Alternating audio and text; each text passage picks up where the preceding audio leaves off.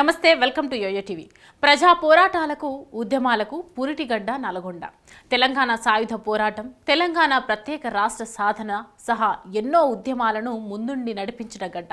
కాకలు తీరిన రాజకీయ యోధులకు నల్గొండ పుట్టినిల్లు.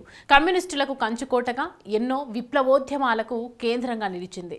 రావి నారాయణ రెడ్డి, దేవులపల్లి వెంకటేశ్వరరావు, సురవరం సుధాకర్ రెడ్డి, మల్లు స్వరాజ్యం, చెకిలం లలితాదేవి, కె జానారెడ్డి వంటి కాకలు తీరిన నేతలను దేశానికి అందించిన గడ్డ నల్గొండ. ఇక్కడ రాజకీయం ఎప్పుడు ఎలా మారుతుందో అంచనా వేయడం కష్టం. ఆధునిక దేవాలయంగా పండిట్ జవహర్ లాల్ నెహ్రూ అభివర్ణించిన నాగార్జున సాగర్ డ్యాం నల్గొండ పరిధిలోనే ఉంది. అలాంటి నల్గొండపై ఈసారి ఏ పార్టీ జెండా ఎగురుతోంది? ఈసారి హస్తం హవా కొనసాగుతుందా? ప్రస్తుతం నల్గొండ పార్లమెంటు పరిధిలో ఈక్వేషన్స్ ఎలా ఉన్నాయి?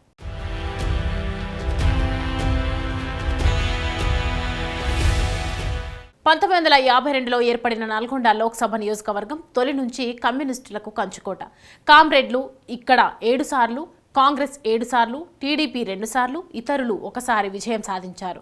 పార్టీ ఏదైనా ఇక్కడ రెడ్డి సామాజిక వర్గానిదే ఆధిపత్యం. నల్గొండ లోక్సభ పరిధిలో దేవరకొండ, నాగార్జున సాగర్, మిర్యాలగూడ, హుజూర్ నగర్, కోదాడ, సూర్యాపేట, నల్గొండ అసెంబ్లీ స్థానాలున్నాయి. నల్గొండ పార్లమెంటు పరిధిలో మొత్తం ఓటర్ల సంఖ్య 15,85,980 మంది. వీరిలో పురుషులు 8,13,20 మంది, మహిళలు 7,80,633 మంది. 2019 లోక్సభ ఎన్నికల్లో 11,75,703 మంది ఓటర్లు తమ ఓటు హక్కును వినియోగించుకోగా 74.13% పోలింగ్ నమోదైంది. 2023 తెలంగాణ అసెంబ్లీ ఎన్నికల్లో నల్గొండ పరిధిలోని 7 అసెంబ్లీ స్థానాల్లో కాంగ్రెస్ 6 చోట్ల విజయం సాధించగా బీఆర్ఎస్ 1 చోట గెలిచింది. 2019 లోక్సభ ఎన్నికల్లో కాంగ్రెస్ అభ్యర్థి ఉత్తమ్ కుమార్ రెడ్డికి 5,26,028 ఓట్లు, బీఆర్ఎస్ అభ్యర్థి వేమిరెడ్డి నరసింహారెడ్డికి 5,03,46 ఓట్లు పోలయ్యాయి. మొత్తంగా కాంగ్రెస్ 25,682 ఓట్ల తేడాతో నల్గొండను కైవసం చేసుకుంది. 2009తో పాటు రాష్ట్ర విభజన అనంతరం తెలంగాణ వ్యాప్తంగా బీఆర్ఎస్ గాలి వీచినా 2014, 2019 ఎన్నికల్లోనూ హస్తం పార్టీయే ఇక్కడ గెలిచింది. తెలంగాణ కాంగ్రెస్లో అగ్రనేతలైన కోమటిరెడ్డి బ్రదర్స్, ఉత్తమ్ కుమార్ రెడ్డి, జానారెడ్డిలు ఇక్కడికి చెందినవారే కావడంతో బలమైన రెడ్డి సామాజిక వర్గం కాంగ్రెస్కు అండగా ఉంది.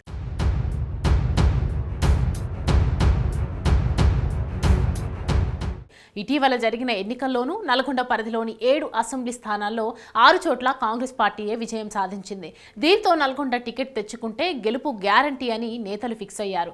ఈ నేపథ్యంలో టికెట్ కోసం తీవ్రమైన పోటీ నెలకొంది. జానారెడ్డి కుమారుడు రఘువీర్ రెడ్డి, కోమటిరెడ్డి వెంకటరెడ్డి కుమార్తె శ్రీనిధి రెడ్డి, పటేల్ రమేష్ రెడ్డి, శంకర్ నాయక్, గుమ్మల మోహన్ రెడ్డిలు టికెట్ కోసం ప్రయత్నించగా అధిష్టానం మాత్రం జానారెడ్డి కుమారుడు రఘువీర్ రెడ్డికి టికెట్ ఇచ్చింది.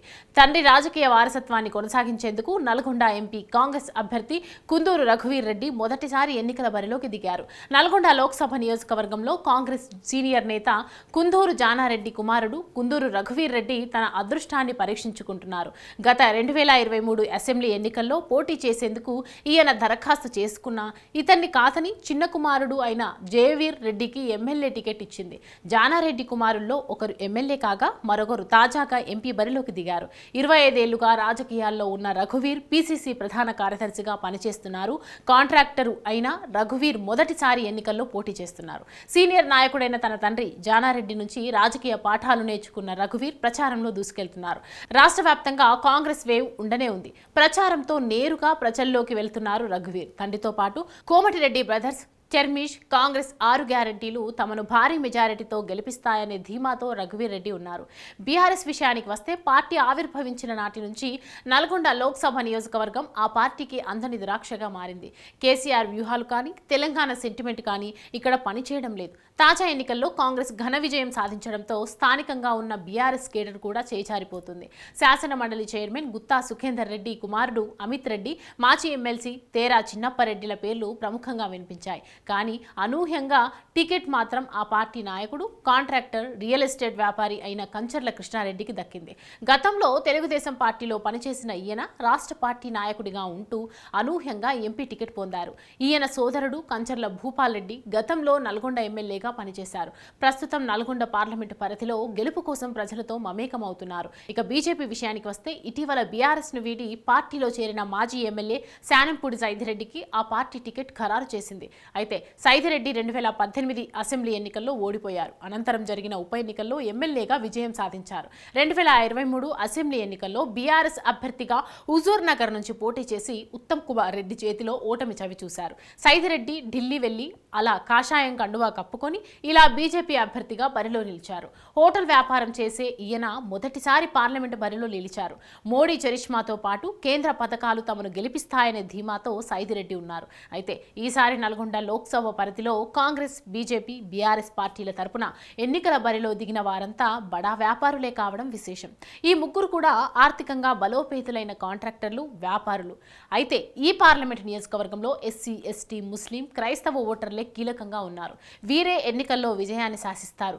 పార్లమెంటు నియోజకవర్గంలో ఎస్సీ ఓటర్లు 17.5%, ఎస్టీ ఓటర్లు 15.5%, ముస్లిం ఓటర్లు 7.1%, క్రిస్టియన్లు 1% ఉన్నారు. అంటే మొత్తం కలిపి 41.1% మంది బలహీన మైనారిటీ వర్గాలు ఉండటంతో కాంగ్రెస్ పార్టీకి లాభిస్తుందని చెప్పవచ్చు.